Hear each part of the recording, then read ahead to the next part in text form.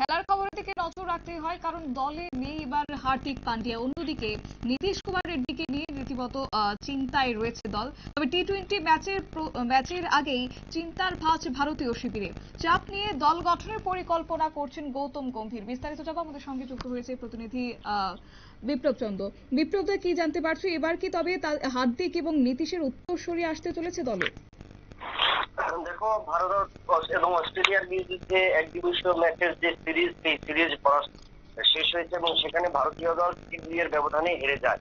এবং এর মধ্যেই কিন্তু শুরু হচ্ছে, আগামী পরশুদিন থেকে শুরু হচ্ছে ভারত এবং অস্ট্রেলিয়ার মধ্যে টি-20 ম্যাচ।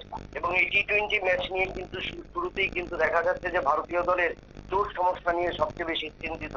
কারণ ভারতীয় দলের নির্ভরযোগ্য যে অলরাউন্ডার হার্দিক পান্ডিয়া চোটের কারণে দলের বাইরে, এবং তার কারণে নীতিশ কুমার রেড্ডিকে নেওয়া হয়েছিল অলরাউন্ডার হিসেবে। সেখানে নীতিশটা দেখা যাচ্ছে যে সামর্থ্য অসুস্থ রয়েছে।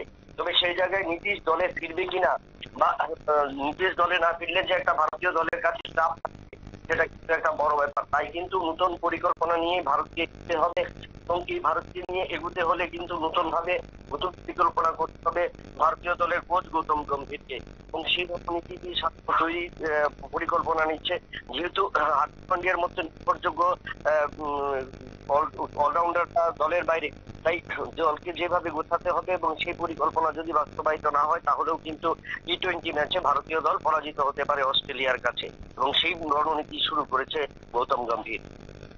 ধন্যবাদ।